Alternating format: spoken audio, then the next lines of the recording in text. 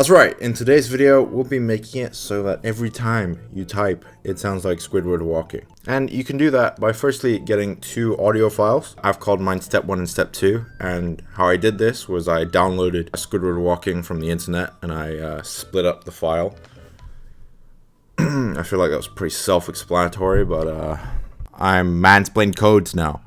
So now that we've got our two audio files, we're going to drag it into our project, and I'm using PyCharm, and I'm going to click refactor, and then I'm going to install some modules. So I'm going to go to the terminal, and I'm going to type pip install pyinput, and then pip install playsound.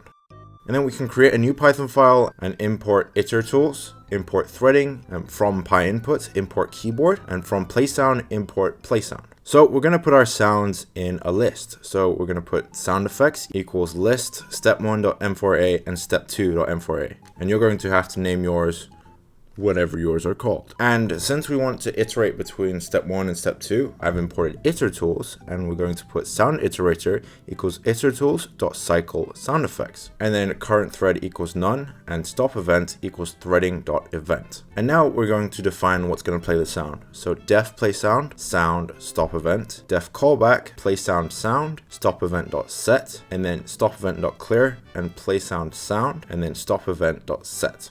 So what this does is it plays the sound, but it uses a threading event to stop the sound also. And then we're going to need to be able to take input. So def on press key, global current thread, and stop event. If current event is not none and current thread is alive, stop event.set and current thread.join. And then sound equals next sound iterator, stop event equals threading.event, current thread equals threading.thread, target equals play sound, arguments is sound and stop event, and then current thread.start. And to tie it all up, we need our listener. So with keyboard.listener, onPress equals onPress as listener, and then listener.join. And then we can hit run.